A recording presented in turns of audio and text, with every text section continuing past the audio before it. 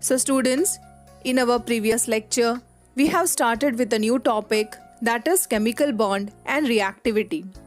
And we have discussed the definition of the term chemical bond, different types of chemical bond like covalent bond, ionic bond, coordinate covalent bond, that is dative bond, and metallic bond. So students, in our today's lecture, we are going to discuss the difference between ionic bond and covalent bond. So let's get started.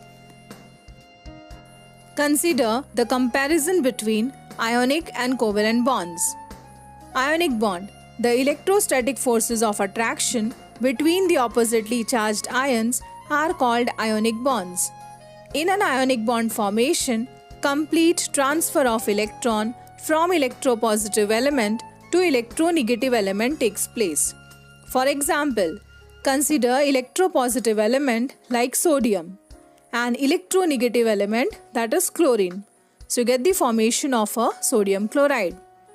On the other hand, a covalent bond is formed when two atoms attain stability by sharing of an electron pair, each contributing one electron to the electron pair. For example, hydrogen molecule. Ionic bond forms between atoms of electropositive element and electronegative element. On the other hand, covalent bond forms between atoms of the same element and also between atoms of different elements. When the covalent bond is formed between atoms of different elements, electron pair is not shared equally and hence result in polar covalent bond. On the other hand, ionic bond is simple forces of attraction between oppositely charged ions. Therefore, it is not rigid and non-directional. The electrostatic fields of ions extend in all directions. They are incapable of exhibiting any type of space isomerism. Covalent bond, on the other hand, is rigid and directional. It offers opportunity for different spatial arrangements and stereoisomerism of molecules.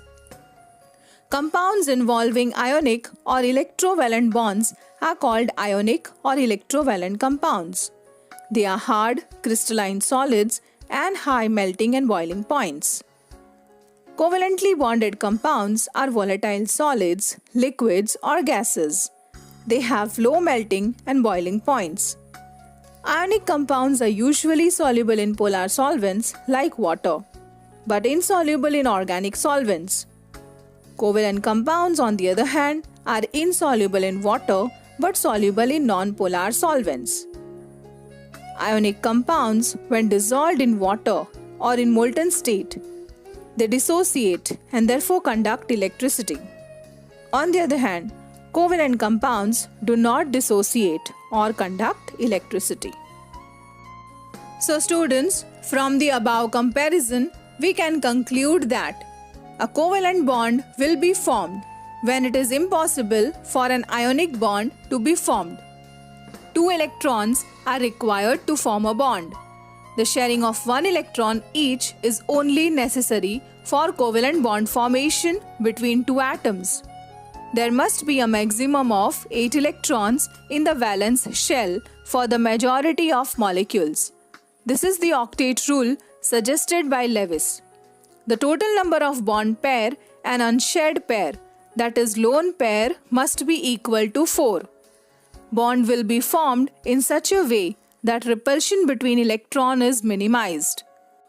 The resultant molecule after bond formation will have the lowest overall energy.